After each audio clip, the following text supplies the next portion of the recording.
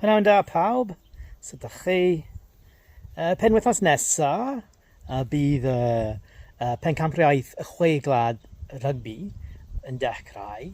Dwi'n gobeithio mae'n y tîm Cymraeg oherwydd eleni i ni'n cael y chwaraewr hen fel Sanjay Adams, y chwaraewr yn gwych i arwyr Jack Morgan, captain fantastic, anhygoel.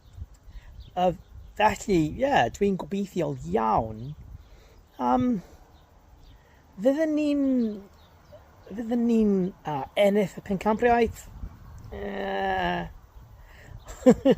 Probably not. Ond, byth yn ni'n ennill efallai 3 gemau. Dwi'n siŵr.